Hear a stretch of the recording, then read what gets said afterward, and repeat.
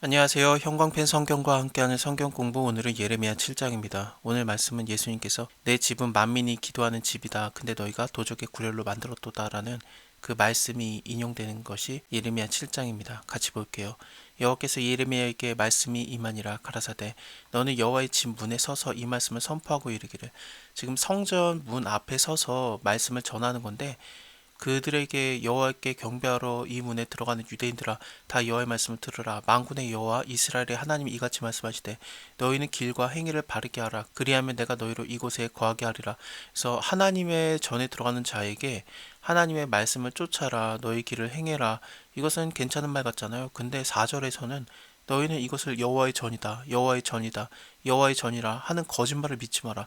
성전은 하나님의 전 맞아요. 근데 왜 하나님의 전이 아니다라고 계속해서 말합니까? 예레미야가 딴 곳에서 말하는 것 같진 않아요. 분명히 하나님의 집 문 앞에 거기에서 얘기하는 거니까, 이 성전을 성전이라고 말하는 것이 거짓말이라고, 그것을 믿지 말라고 하는 거, 그걸 또 3번이나 말하거든요. 이건 되게 좀 특이한 경우죠. 하나님이 말씀하시고 싶어 하는 게 너희가 예배하러 오는 거, 제사의 형식만 원하는 게 아니라 하나님께서 원하는 그 길과 행위에 참으로 바르게 하는 것.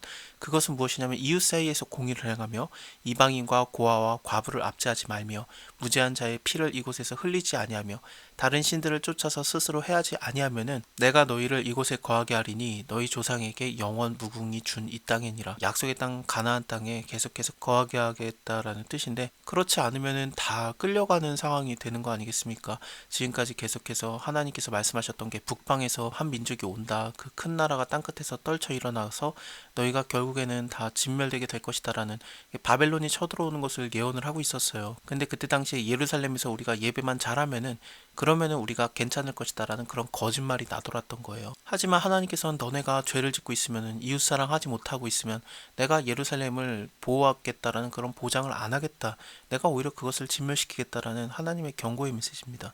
너희가 무익한 거짓말을 의뢰하는도다. 너희가 도적질하며 살인하며 간음하며 거짓 맹세하며 바알에게 분양하며 너희의 알지 못하는 다른 신들을 쫓으며 내 이름으로 일컬음을 받는 이 집에 들어와서 내 앞에 서서 말하기를 우리가 구원 얻었다 하느냐.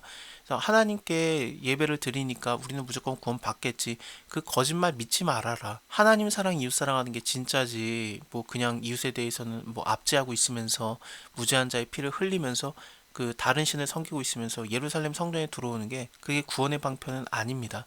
이는 이 모든 가증한 일을 행하려 함이로다. 이런 예배 하나님이 안 받아요. 가인이 하나님께 예배를 드렸지만 그는 죄를 짓는 자였기 때문에, 너가 죄를 다스려라 그러면 네가 어찌 낫을 들지 못하게 되냐. 그 하나님의 말씀처럼 그 죄를 다스리고 악에서 떠나면 그럼 하나님께서 가인의 예배를 기쁘게 받으시죠. 하지만 가인은 어땠습니까? 예배자로서 하나님께 다시 돌아오는 게 아니라 오히려 아벨을 죽이는 그런 악을 저지르는, 죄를 더 많이 진 거죠. 내 이름으로 일컬음을 받는 이 집이 너희 눈에는 도적의 구렬로 보이느냐. 보라, 나 곧 내가 그것을 보았노라. 여호와의 말씀이니라. 너희는 내가 처음으로 내 이름을 둔 처소 실로에 가서 내 백성 이스라엘의 악을 인해서 내가 어떻게 행한 것을 봐라. 나 여호와가 말하노라. 이제 너희가 이 모든 일을 행하였으니 내가 너희에게 말하되 새벽부터 부지런히 말하여도 듣지 아니하였고 너희를 불러도 대답지 아니하였느니라. 그러므로 내가 실로에 행한 같이, 이 실로는 하나님께서 처음에 그 처소를 두신 곳이에요. 사무엘 때도 이곳에 하나님의 성전이 있었습니다. 나중에 다윗 때 다윗이 예루살렘을 완전히 정복하고 그곳에 언약궤를 옮겨오죠. 그래서 예루살렘이 하나님의 성전이 있는 곳이 되는데, 어쨌든 그 전까지는 실로였어요. 실로는 엘리 제사장 때, 그러니까 사무엘의 시대죠. 그때 블레셋에게 언약궤가 뺏겼다가 다시 돌아오긴 했지만 그 언약궤가 실로에 머물지는 않았었습니다. 그것처럼 실로에 하나님의 성전이 있다고 하더라도 내가 너희에게 그 땅의 승리를 보장하는 게 아니다라는 것을 다시 한번 얘기해 주는 거예요. 예루살렘에 하나님의 성전이 있다고 할지라도 예루살렘이 무조건 보호받는 지역이 아니다. 너네가 하나님께 돌아오면, 하나님께 회개하고 돌아오면은 내가 너희를 보호하겠지만, 그렇지 않으면은 그 에브라임 자손을 쫓아낸 같이 내 앞에서 너희를 쫓아내겠다 하셨다 할지니라. 그런즉 너는, 예레미야에게 말씀하시는 거죠. 예레미야, 너는 이 백성을 위해서 기도하지 말아라. 그들을 위해서 부르짖어 구하지도 말아라. 내게 간구하지 말아라. 내가 너를 듣지 아니하리라.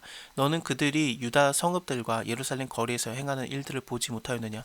자식들은 나무를 줍고 아비들은 불을 피우며 부녀들은 반죽하여 하늘의 황후를 위해서 과자를 만들어 그들이 또 다른 신들에게 전제를 부음으로 나의 노를 격동하였다. 이 전제를 붓는다라는 것은 부어드리는 제사거든요. 액체의 제사입니다. 하나님께 드리는 제사의 방법 중에 하나예요. 야곱도 부어드리는 제사로서 하나님께 드렸고 그 베델에서 자기가 갖고 있던 기름을 붓지 않습니까?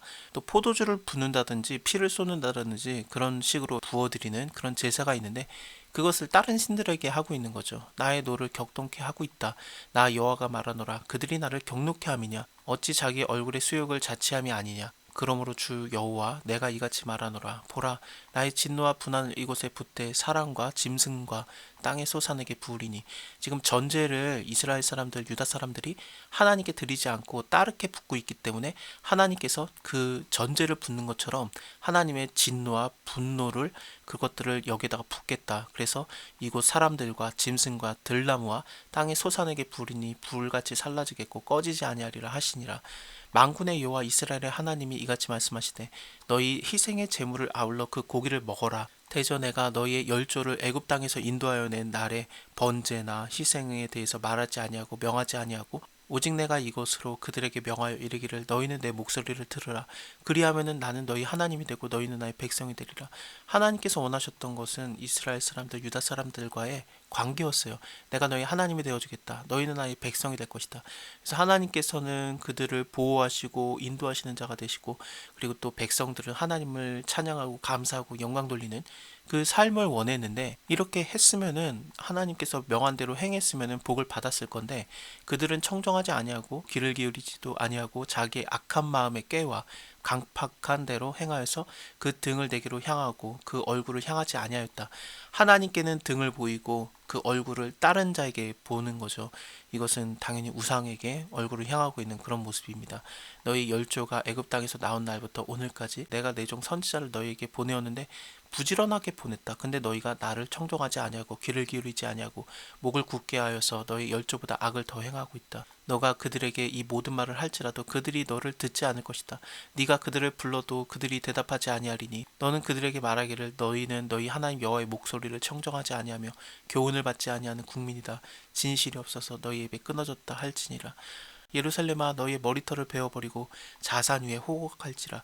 자산이라는 것은 나무가 하나도 없는 그런 벌거숭이 산이에요. 왜냐하면 모든 나무 밑에서 다 우상을 섬겼기 때문에 하나님께서 그 가뭄을 주시고 이 산들을 다 벌거벗기게 만드는 거거든요. 여호와께서 그 노하신 바 이 세대를 끊어버리셨습니다. 여호와께서 말씀하시되 유다 자손이 나의 목전에 악을 행하여 내 이름으로 일컬음을 받는 집에 그들의 가증한 것을 두어 집을 더럽혔으며 흰놈의 아들 골짜기에 도벳 사당을 건축하고 그 자녀를 불살랐다. 흰놈의 아들 골짜기는 예루살렘 바로 밑에 있는 그 골짜기예요. 거기에 예루살렘에서 나오는 많은 그 배설물들, 쓰레기들을 두고 태웠고 또 시체들을 태우는 것도 있었다고 합니다. 그래서 거기에는 계속해서 불이 올라오는 이런 불살라지는 게 있었는데 거기에다가 자녀를 불살르는 것까지 한 거죠. 그래서 예수님께서 이 흰놈 골짜기를 바라보시면서 불의 지옥에 대해서 설명을 하세요. 막 오물이 있는 곳, 그리고 더러운 곳, 완전히 저주받은 곳, 우상 숭배자들이 다 불타버리는 곳. 물론 우상 숭배자의 자녀들이 불타기도 하고 그랬었는데 어쨌든 정말 미리 보는 지옥과 같은 모습이 여기였어요. 내가 명하지 아니하였고 내 마음에 생각지도 아니한 일이니라.